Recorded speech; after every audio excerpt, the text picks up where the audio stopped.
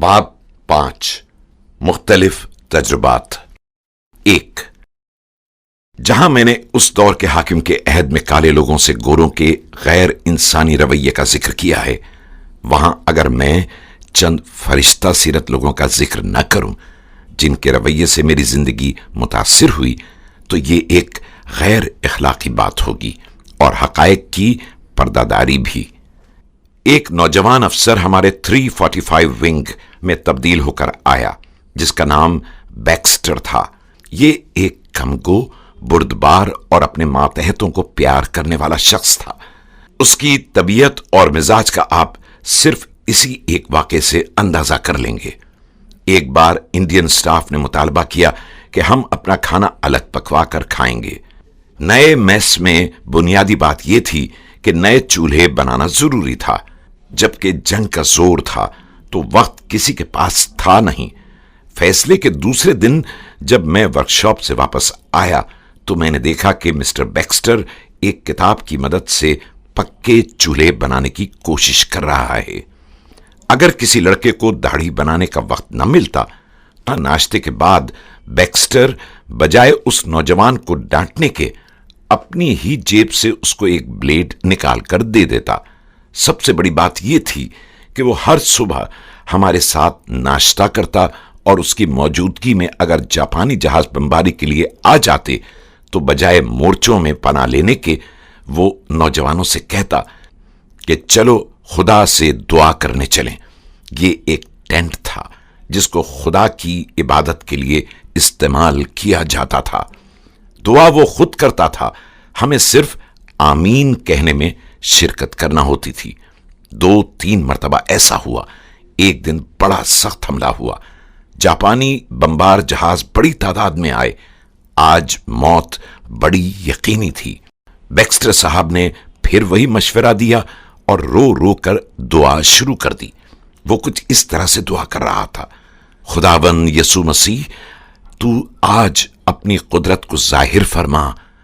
इन नौजवानों के वालिदैन और अजीजों की खातिर इनको आज इस हमले से महफूज रख, ताकि ये नौजवान जान लें कि तू जिंदा है और न सिर्फ इंसानी जिस्म बल्कि इंसान की रूह को भी हलाकत से बचाता है।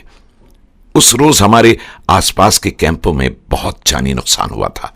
मेस और वर्कशॉप की छत के टुकड़े उड़कर हमारे कैंप की सड़कों तक आ गए थे। पास ही हमारी बड़ी मेस के पीछे से जो नाला गुजरता था, सैकड़ों बम उसमें गिरे और उसकी कीच उबल रही थी, जिसके सबब से चारों तरफ धुआं उठ रहा था।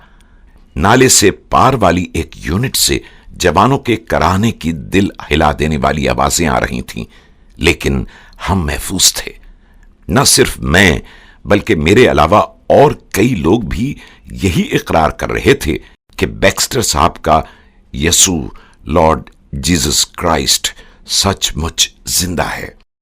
यसू मसीह वाकई हमारी हिफाजत करता है और हम इंसानों की दुआएं भी सुनता है। बैक्स्टर साहब हमेशा हर बात में अपने ईमान और मजहब को सामने रखता था, और अगर कोई ऐसी अखलाक सोज बात हो जाती तो सिर्फ ये कहता कि मसीही होते हुए इस किस्म की हरकत मैं तो कम से कम नहीं कर सकता।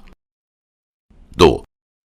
उन्हीं दिनों राकिम को यानी मुझे भी एक हादसा पेश आया जिसकी नौयत सुरिंदर के हादसे से मिलती जुलती थी, जिसके नतीजे में मेरे चेहरे का कुछ दायां हिस्सा जल गया और आंख समेत चेहरा जख्मी भी हो गया। जख्मी हालत में मुझे 52 इंडियन जनरल हॉस्पिटल पहुंचा दिया गया, लेकिन फौरी मरहम पट्टी के बाद मुझे दाखिल न किया जा सका क्योंकि BORS वार्ड पर 2 रोज पहले बम गिरा था। मैं स्ट्रेचर पर ही पड़ा था कि 2 नर्सेज डॉक्टर कमांडिंग ऑफिसर के दफ्तर में दाखिल हुई। मेरे बारे में उन्होंने दरियाफ्त किया तो कमांडिंग ऑफिसर ने उन्हें बताया कि RAF के लोगों को वो आम वार्ड में दाखिल नहीं कर सकता था। उन नर्सों में से एक नर्स ने कहा कि रैंक ज्यादा जरूरी है या जान। गुफ्तगू की तफसील मुझे याद नहीं, लेकिन इतना याद है कि मैं एक नर्स क्वार्टर में अकेला था اور یہ لڑکیاں مجھے اپنے ہاتھوں سے کھلاتی تھیں کیونکہ میری دونوں آنکھیں بند تھیں۔ پھر میری بند آنکھیں کھول دی گئیں اور چند روز بعد مجھے چھٹی مل گئی۔ جس روز مجھے اسپتال چھوڑنا تھا اس روز صبح سویرے یہ دونوں لڑکیاں ایک ساتھ میرے کمرے میں آئیں۔ انہوں نے اپنے نام بتائے جو امبر اور میری تھے۔ انہوں نے یوں کہا کہ ہم نے تمہاری خدمت اس لیے نہیں کی کہ تم بہت خوبصورت ہو یا ہمیں تم سے کسی قسم کا لالچ ہے، بلکہ صرف اس لیے کی کہ ہم مسیحی ہیں اور ہمارے مالک یعنی خداوند یسوع مسیح نے نجات دہندہ ہوتے ہوئے تمام انسانوں کے گناہ اور موت سے نجات کی خاطر دکھ اٹھایا ہے، اور یوں ہم پر بھی فرض ہے کہ ہم اپنے جیسے ہر انسان کی خدمت کریں۔ اس مختصر تعارف نے تو میرا بہت برا حال کر دیا۔ میں زار و قطار رو رہا تھا اور ایسا لگتا تھا کہ جیسے میں اپنے آنسوؤں کے سیلاب میں خود ہی بہہ جاؤں گا۔ انہوں نے مجھے تسلی دی اور کہا، رونا تمہارے لیے ٹھیک نہیں کہ ابھی آنکھ کا زخم کچا ہے۔ میری گردن تشکر کے جذبات کے تحت جھک گئی اور دل چاہتا تھا کہ ان نیک دیویوں کے قدم چوم لوں۔ میں اس بات کا قائل ہو گیا کہ اس دھرتی کے سینے پر ابھی خدا کے پیارے لوگ موجود ہیں جو دوسروں کی خدمت کا جذبہ رکھتے ہیں۔ 3 کیمپ میں واپسی کے بعد مجھے ہلکا کام سپرد کر دیا گیا، اور یہ کام فوجیوں اور خصوصاً ایئر فورس کے لوگوں کو ممنوعہ علاقے جو شہر میں تھے جانے سے روکنا تھا۔ چونکہ میری ڈیوٹی ایسی تھی اور میں اسٹاف پولیس کا نگراں تھا، سو میری واقفیت ایسے علاقوں میں رہنے والے لوگوں سے ہو گئی تھی۔ ہماری فیلڈ ورکشاپ میں ایک نوجوان ایئرمین فلپ بدری ناتھ تھا۔ یہ موجودہ ہندوستان کے صوبے بہار کا رہنے والا تھا، جس کی موجودگی ہم سب کے لیے تازگی کا سامان مہیا کرتی تھی۔ اکثر اوقات کیمپ کے قوانین کی خلاف ورزی اس صورت میں ہو جایا کرتی تھی کہ بدری کی صحبتوں میں اتنا لطف آتا تھا کہ اٹھنے کو دل ہی نہیں چاہتا تھا۔ بدری کے نزدیک زندگی ایک ہنسی کا نام تھا۔ میں چونکہ اپنے افسانے بھیٹ میں بدری کے بارے میں کچھ کہہ چکا ہوں، اس لیے اب اصل واقعے کی طرف آتا ہوں۔ ایک صبح جب میں نے بدری کو اس کی ایک دوسری ورکشاپ میں تبدیلی کے آرڈر دیے تو بدری پر گویا بجلی گر پڑی۔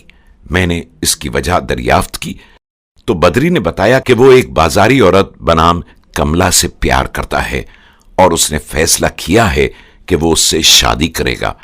میں نے سماج سے اتنی بڑی بغاوت کا سبب معلوم کیا تو بدری نے نہایت سنجیدگی سے کہا، سر، میرا دھرم یعنی دین بھیٹ یعنی قربانی ہے۔